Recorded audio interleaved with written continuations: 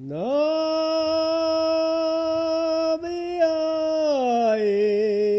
Navio,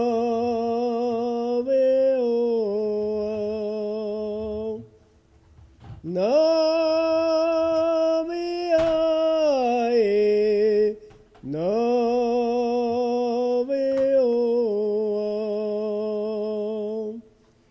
Elengo, Elengo.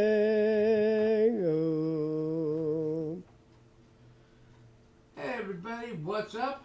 Welcome back to the People's Historian, the show where we read about half an hour of history together.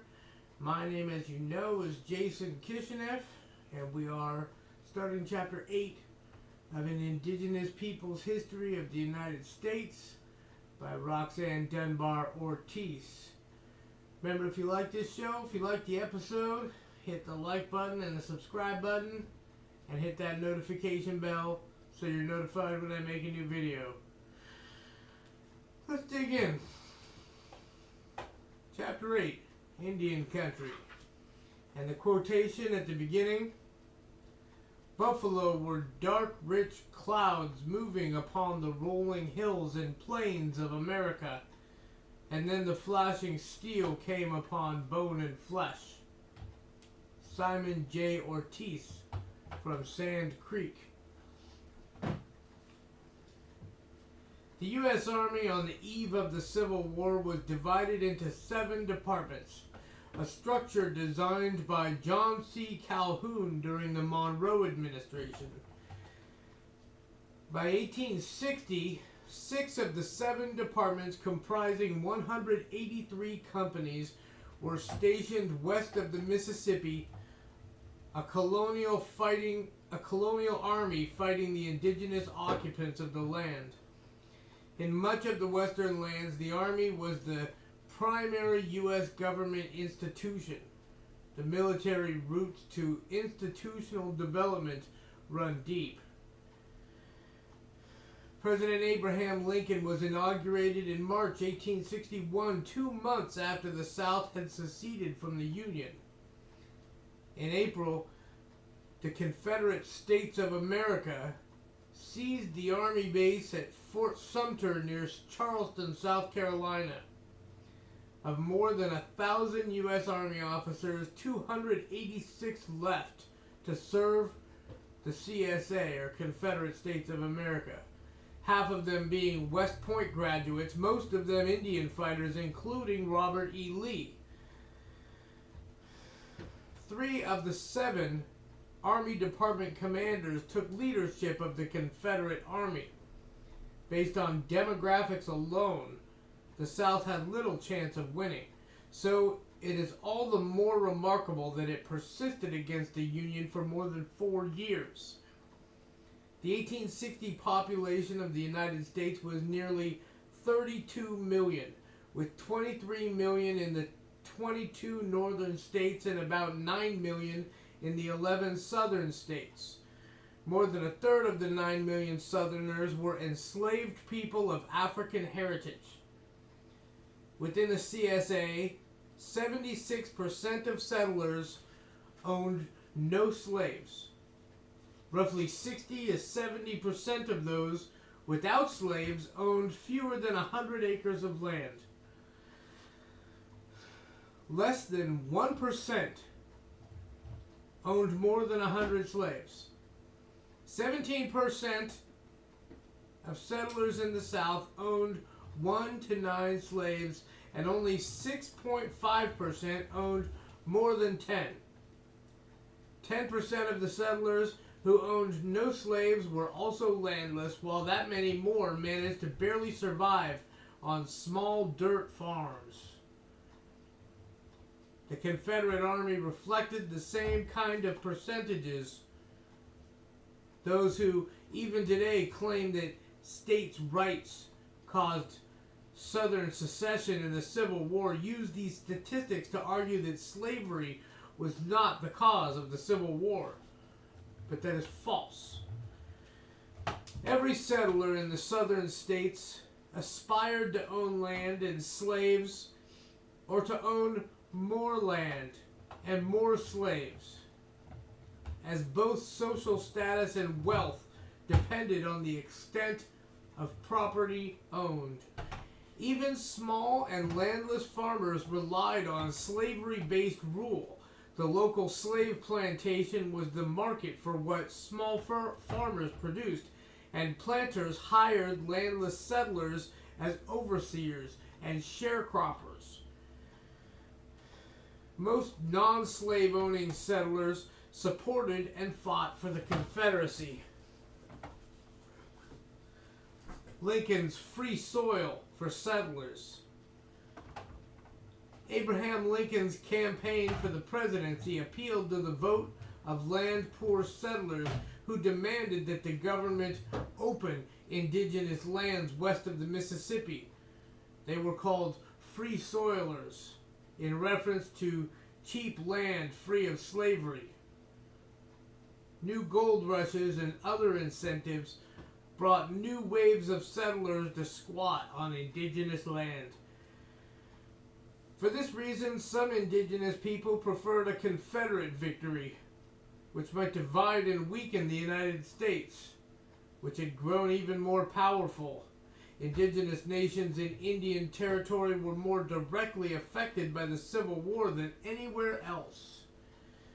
As discussed in Chapter 6, the southeastern nations, the Cherokees, the Muskogees, Seminoles, Choctaws, and Chickasaws, 5 civilized tribes, were forcibly removed from their homelands during the Jackson administration, but in the Indian Territory they rebuilt their townships, farms, ranches, and institutions, including newspapers, schools, and orphanages.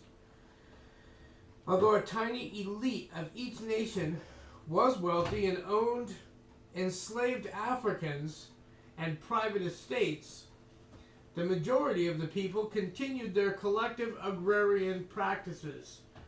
All 5 nations signed treaties with the Confederacy, each for similar reasons.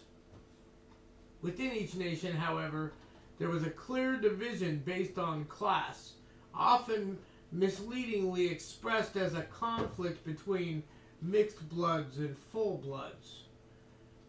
That is, the wealthy assimilated slave-owning minority that dominated politics favored the Confederacy, and the non-slave-owning poor and traditional majority wanted to stay out of the Anglo-American Civil War. Historian David Chang found that Muskogee nationalism and well-founded distrust of federal power played a major role in bringing about that nation's strategic alliance with the Confederacy. Chang writes, "Was the Creek Council's alliance with the South a racist defense of slavery and its class privileges, or was it a nationalist defense of Creek lands and sovereignty?" The answer has to be both. John Ross, principal chief of the Cherokee Nation, at first called for neutrality but changed his mind for reasons similar to the Muskogees and asked the Cherokee Council for authority to negotiate a treaty with the Confederate States. Nearly 7,000 men of the 5 nations went into battle for the Confederacy. Wow. I don't see the indigenous peoples fighting with the Confederacy. It's crazy. It's a fascinating book, isn't it? If you think so, hit that like button and the subscribe button. Had to throw that in. Wow. Stand Watie, W-A-T-I-E, a Cherokee. That is a wild name. Stand Watie, a Cherokee, held the post of Brigadier General in the Confederate Army. Holy cow! His 1st Indian Brigade of the Army of the Trans-Mississippi was among the last units in the field to surrender to the Union Army on June 23, 1865, more than 2 months after Lee's surrender of the Army of Northern Virginia at Appomattox Courthouse in April 1865, same year. During the war, however, Many indigenous soldiers became disillusioned and went over to the Union forces along with enslaved African Americans who fled to freedom. Another story is equally important, though less often told. Those are my favorite. A few months after the war broke out, some 10,000 men in Indian Territory, made up of indigenous volunteers along with African Americans who had freed themselves, and even some Anglo-Americans, engaged in guerrilla warfare against the Confederate Army. They fought from Oklahoma into Kansas, where many of them joined unofficial Union units that had been organized by abolitionists who had trained with John Brown years earlier. This was not likely the kind of war the Lincoln administration had desired, a multi-ethnic volunteer Union contingent fighting pro-slavery forces in Missouri, where enslaved Africans escaped to join the Union side.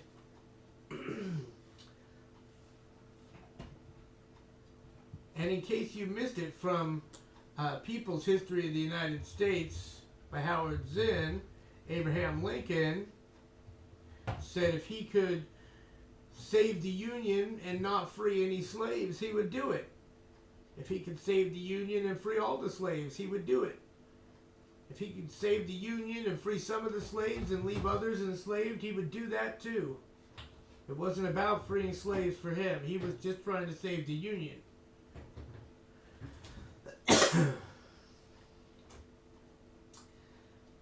The self-liberation by African Americans occurring all over the South led to Lincoln's 1863 Emancipation Proclamation, which allowed freed Africans to serve in combat.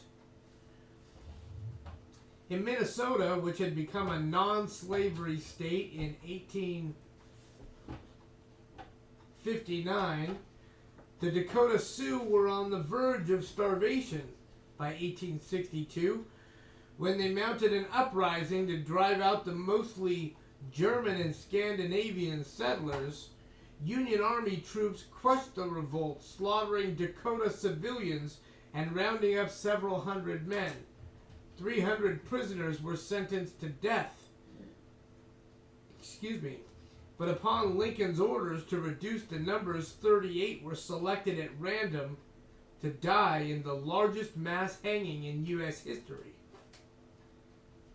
The revered leader, Little Crow, was not among those hanged, but was assassinated the following summer while out picking raspberries with his son, the assassin, a settler farmer. There's a semicolon there I missed. Out picking raspberries with his son. The assassin, a settler farmer, collected a $500 bounty. You like how I did a semicolon? Not sure. One of the young Dakota survivors asked his uncle about the mysterious white people who would commit such crimes. The uncle replied, "Certainly they are a heartless nation. They have made some of their people servants, yes, slaves. The greatest object of their lives seems to be to acquire possessions, to be rich. They desire to possess the whole world. For 30 years they were trying to entice us to sell them our land. Finally the outbreak gave them all, and we have been driven away from our beautiful country."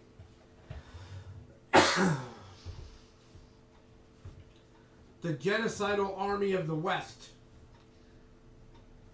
To free the professional soldiers posted in the West to fight against the Confederate Army in the East, Lincoln called for volunteers in the West, and settlers responded, coming from Texas, Kansas, California, Washington, Oregon, Colorado, Nebraska, Utah, and Nevada. Having few Confederates to fight, they attacked people closer to hand. Indigenous people. Shocker! Land speculators in the trans-Mississippi West sought statehood for the occupied former Mexican territories in order to attract settlers and investors. Their eagerness to undertake the ethnic cleansing of the indigenous residents to achieve the necessary population balance to attain statehood generated strong anti-Indian hysteria and violent actions. Preoccupied with the Civil War in the East, the Lincoln administration did little to prevent vicious and even genocidal actions on the part of territorial authorities consisting of volunteer Indian haters such as Kit Carson. Can you even imagine trying to kill off enough of a minority in your state to satisfy the federal government? It's unthinkable to me. And probably to you, I imagine. If you're listening to this, you probably have somewhat of a similar mind. The mode of maintaining settler law and order set the pattern for post-war genocide. In the most infamous incident involving militias, the 1st and 3rd Colorado Volunteers carried out the Sand Creek Massacre. Although assigned to guard the road to Santa Fe, the units mainly engaged in raiding and looting indigenous communities. John Chivington, an ambitious politician known as the Fighting Parson, led the 3rd Colorado. By 1861, displaced and captive Cheyennes and Arapahoes, under the leadership of the great peace seeker Black Kettle, were incarcerated in a U.S. military reservation called Sand Creek near Fort Leon in southeastern Colorado. I really want to make a bad joke about Black Kettle, kettle calling the pot calling the kettle black, but I think that I already did. I was gonna abstain, but since I told you, I think maybe I did technically.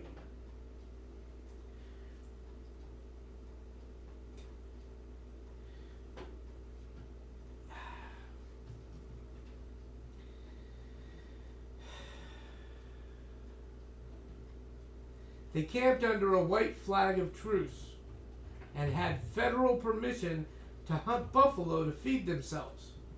In early 1864, the Colorado territorial governor informed them that they could no longer leave the reservation to hunt. Chivington took 700 Colorado volunteers to the reservation. Without provocation or warning, they attacked, leaving dead 105 women and children and 28 men. Even the Federal Commissioner of Indian Affairs denounced the action, saying that the people had been butchered in cold blood by troops in the service of the United States.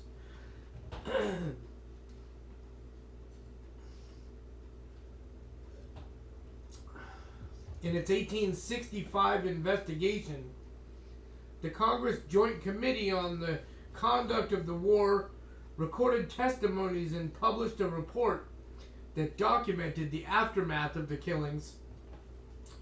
When Chivington and his volunteers burned teepees and stole horses. Worse, after the smoke had cleared, they had returned and finished off the few survivors while scalping and mutilating the corpses. Man. Women and men, young and old, children, babies. Then they decorated their weapons and caps with body parts. Fetuses, penises, breasts, and vulvas. And in the words of Acoma poet Simon Ortiz, struck them on their hats to dry, their fingers greasy and slick. Stuck them on their hats to dry.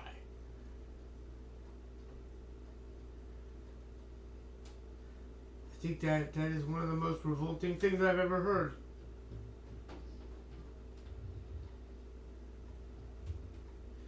Once back in Denver, they displayed the trophies to the adoring public in Denver's Apollo Theater and in saloons. Are you kidding me? Look at this Indian penis.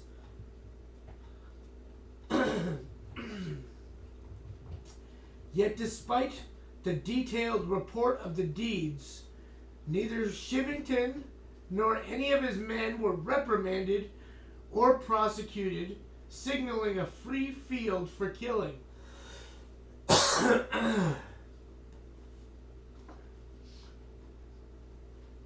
U.S. Army Colonel James Carleton formed the Volunteer Army of the Pacific in 1861, based in California. In Nevada and Utah, a California businessman, Colonel Patrick Connor, commanded a militia of 1,000 California volunteers that spent the war years massacring hundreds of armed Shoshone, Bannock, and Ute people in their encampments. Carleton led another contingent of militias to Arizona to suppress the Apaches, who were resisting colonization under the great leader Cochise. At the time, Cochise observed, "When I was young, I walked all over this country, east and west, and saw no other people than the Apaches. After many summers I walked again and found another race of people had come to take it. How is it? Why is it that the Apaches wait to die? That they carry their lives on their fingernails?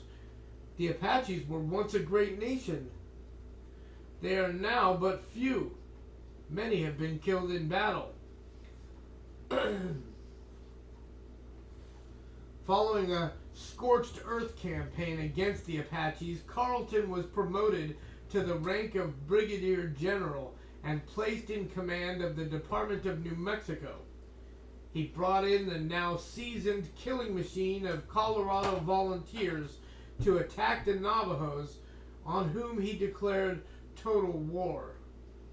He enlisted as his principal commander in the field the ubiquitous Indian killer Kit Carson, who seems to be everywhere in these last couple chapters.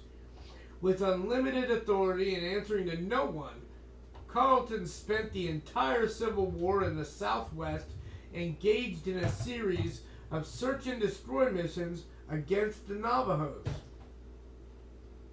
The campaign culminated in March 1864 in a 300-mile forced march of 8,000 Navajo civilians to a military concentration camp at Bosque Redondo in the southeastern New Mexico desert at the Army base at Fort Sumter, an ordeal recalled in Navajo oral history as the Long Walk. One Navajo named Herrero said, "Some of the soldiers do not treat us well. When at work, if we stop a little, they kick us or do something else. We do not mind if an officer punishes us, but do not like to be treated badly by the soldiers.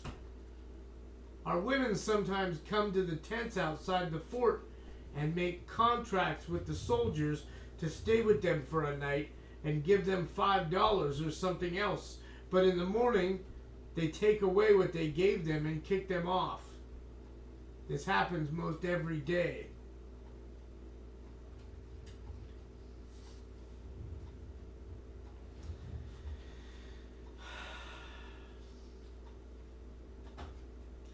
At least a fourth of the incarcerated died of starvation.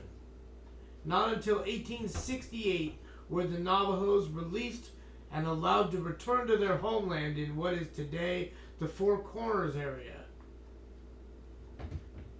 This permission to return was not based on the deadly conditions of the camp, rather that Congress determined that the incarceration was too expensive to maintain.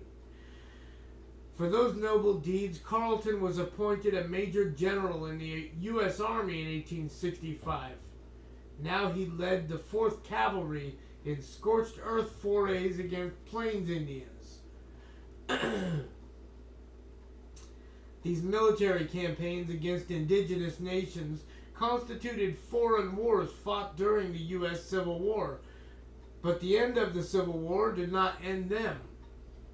They carried on, unabated, to the end of the century with added killing technology and more seasoned killers, including African American cavalry units.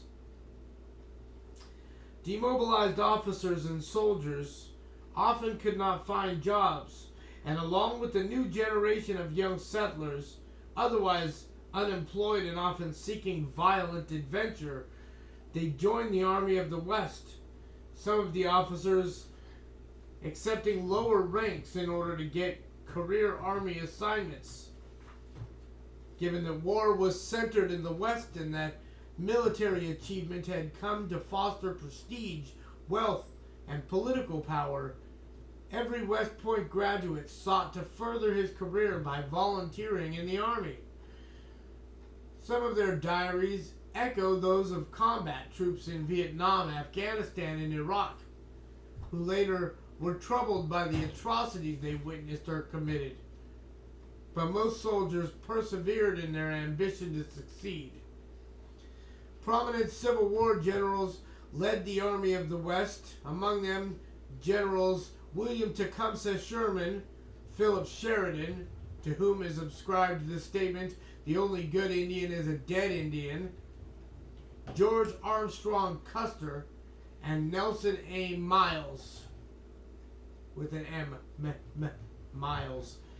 The Army would make effective use after 1865 of innovations made during the Civil War. The rapid-fire Gatling gun, first used in battle in 1862, would be employed during the rest of the century against indigenous civilians. Non-technological innovations were perhaps even more important. The Civil War having fostered an extreme patriotic ideology in the Union Army that carried over into the Indian Wars. Now more centralized under presidential command, U.S. forces relied less on state contributions and were thus less subject to their control.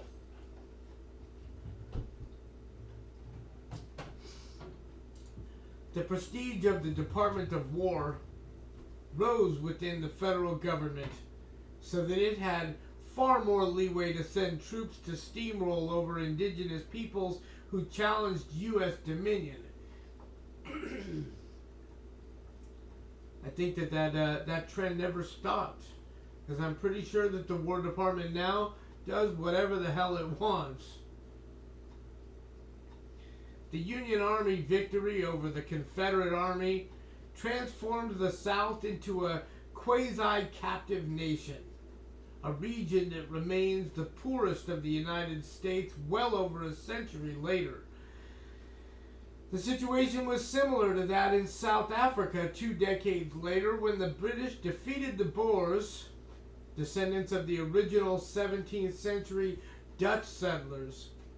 As the British would later do with the Boers, the U.S. government eventually allowed the defeated Southern elite to return to their locally powerful positions, and both U.S. Southerners and Boers soon gained national political power. The powerful white supremacist Southern ruling class helped further militarize the United States, the Army practically becoming a Southern institution. Following the effective Reconstruction experiment to empower former slaves, the U.S. occupying army was withdrawn, and African Americans were returned to quasi-bondage and disenfranchisement through Jim Crow laws, forming a colonized population in the South. Did you like the episode? If so, go ahead and put it in the credits. I'd love to hear from you. Also, hit the like and subscribe button and the notification bell, because YouTube might just unsubscribe you. Thanks for joining me, and we'll see you in the next episode.